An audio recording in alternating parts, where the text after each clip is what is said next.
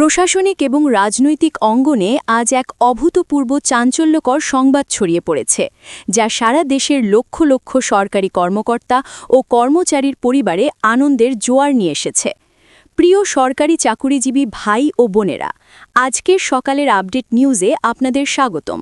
যারা আমাদের চ্যানেলে নতুন তারা এখনই চ্যানেলটি সাবস্ক্রাইব করুন, আর হ্যাঁ, অবশ্যই কমেন্ট করে জানাবেন আপনারা কে কোন জেলা থেকে আমাদের ভিডিওটি দেখছেন। তবে চলুন কথা না বাড়িয়ে আজকের সর্বশেষ সংবাদটি জেনে নিন। বর্তমান সরকারের অর্থ মন্ত্রণালয় থেকে আজ এক সময়োপযোগী এবং বহুল প্রতীক্ষিত ঘোষণা প্রদান করা হয়েছে, যা একই সাথে সরকারি কর্মচারীদের আর্থিক নিরাপত্তা এবং সামাজিক মর্যাদাকে এক নতুন উচ্চতায় নিয়ে যাবে। অর্থমন্ত্রী আমির খুসরু মাহমুদ চৌধুরী আজ এক বিশেষ সংবাদ সম্মেলনে নিশ্চিত করেছেন যে আগামী ১১ মার্চ ২০২৬ তারিখে সরকারি কর্মচারীদের জন্য বহুল আকাঙ্ক্ষিত নবম জাতীয় পে স্কেলের গ্যাজেট বা চূড়ান্ত প্রজ্ঞাপন আনুষ্ঠানিকভাবে প্রকাশিত হতে যাচ্ছে।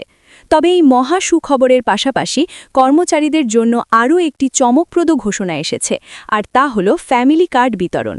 জানা গেছে, গ্যাজেট প্রকাশের ঠিক একদিন আগে অর্থাৎ ১০ মার্চ ২০২৬ তারিখ থেকে সারা দেশে সরকারি কর্মচারীদের জন্য বিশেষ ফ্যামিলি কার্ড বিতরণ কার্যক্রম শুরু করার নির্দেশ দেওয়া হয়েছে। এই ফ্যামিলি কার্ডের বিষয়টি সরকারি কর্মচারীদের জন্য এক নতুন দিগন্তের সূচনা করবে, কারণ এই কার্ডের মাধ্যমে কর্মচারীদের পরিবারের জন্য সরাসরি আর্থিক ভর্তুকি এবং নানাবিধ কল্যাণমূলক সুবিধা সরাসরি পৌঁছে দেওয়া হবে। অর্থমন্ত্রী বিশেষভাবে উল্লেখ করেছেন যে এই উদ্যোগটি নেওয়া হয়েছে মূলত কর্মচারীদের পরিবারের দীর্ঘমেয়াদী আর্থিক নিরাপত্তা এবং সামাজিক কল্যাণ নিশ্চিত করার জন্য। ফ্যামিলি কার্ড বিতরণ কার্যক্রমটি দেশের প্রতিটি জেলা ও উপজেলা পর্যায়ে অত্যন্ত সুশৃঙ্খলভাবে এবং ধাপে ধাপে বাস্তবায়ন করা হবে। সরকারি উচ্চপদস্থ সূত্রগুলো নিশ্চিত করেছে যে ইতোমধ্যেই কর্মচারীদের পরিবারের তথ্য যাচাই বাছাই করার কাজ চূড়ান্ত পর্যায়ে রয়েছে এবং তথ্য যাচাই সম্পন্ন হওয়ার সঙ্গে সঙ্গেই ডিজিটাল কার্ডগুলো প্রদান করা হবে। এই কার্ড ব্যবহারের মাধ্যমে কর্মচারীরা বিভিন্ন সরকারি সুবিধা, যেমন সন্তানদের জন্য বিশেষ শিক্ষাবৃত্তি, উন্নত স্বাস্থ্যসেবা ভাতা এবং উৎসবকালীন বিভিন্ন প্রণোদনা অত্যন্ত সহজ পদ্ধতিতে গ্রহণ করতে পারবেন, যা তাদের জীবনযাত্রার ব্যয় কমাতে বিশেষ ভূমিকা রাখবে। অর্থমন্ত্রীর ঘোষণা অনুযায়ী ফ্যামিলি কার্ড বিতরণের রেশ কাটতে না কাটতেই ১১ মার্চ প্রকাশিত হবে সেই ঐতিহাসিক নবম পে স্কেলের গ্যাজেট। নতুন এই পে স্কেলের আওতায় সরকারি কর্মচারীদের বেসিক স্যালারি বা মূল বেতন উল্লেখযোগ্য হারে বৃদ্ধি পাবে এবং বাড়ি ভাড়া, চিকিৎসা ও যাতায়াত ভাতা সহ অন্যান্য আনুষাঙ্গিক সুবিধাদি ৩০% হারে বৃদ্ধি করার চূড়ান্ত সিদ্ধান্ত নেওয়া হয়েছে। এবারের পে স্কেলের সবথেকে বড় বিশেষত্ব হল বেতন বৈষম্য দূর করার লক্ষ্যে সর্বনিম্ন মূল বেতন বা ২০তম গ্রেডের বেসিক ধার্য করা হয়েছে ৩৫,০০০ টাকা এবং প্রশাসনের সর্বোচ্চ স্তরের বেতন দাঁড়িয়েছে ২,৫০,০০০ টাকায়। সরকার প্রশাসনিক কাঠামোতে আমূল পরিবর্তন না এনে বিদ্যমান ২০টি গ্রেড পদ্ধতি বহাল রেখেছে, তবে প্রতিটি গ্রেডের বেতন ও ভাতার হার নতুন আধুনিক হিসাব অনুযায়ী সমন্বয় করা হয়েছে, যাতে কর্মচারীরা বর্তমান বাজারের মুদ্রাস্ফীতির সঙ্গে পাল্লা দিয়ে চলতে পারেন। অর্থমন্ত্রী দৃঢ়তার সাথে বলেন যে বর্তমান সরকার সবসময় সরকারি কর্মচারীদের কল্যাণে প্রতিশ্রুতবদ্ধ এবং এই নতুন পে স্কেল কার্যকর হলে দীর্ঘদিনের পুঞ্জীভূত বেতন বৈষম্য দূর হবে এবং কর্মচারীদের আর্থিক ভিত্তি আরও মজবুত হবে। সরকারি বিশ্লেষকরা মনে করছেন যে নতুন পে স্কেল বাস্তবায়নের পাশাপাশি কর্মচারীদের অবসরকালীন বয়স আরও ২ বছর বৃদ্ধি করার সিদ্ধান্তটি এক অত্যন্ত দূরদর্শী পদক্ষেপ। এর ফলে অভিজ্ঞ কর্মচারীরা দীর্ঘ সময় সরকারি চাকরিতে থেকে রাষ্ট্রকে সেবা প্রদান করতে পারবেন এবং একই সঙ্গে তাদের ব্যক্তিগত ও পারিবারিক ভবিষ্যতের আর্থিক নিরাপত্তা আরও সুনিশ্চিত করতে পারবেন।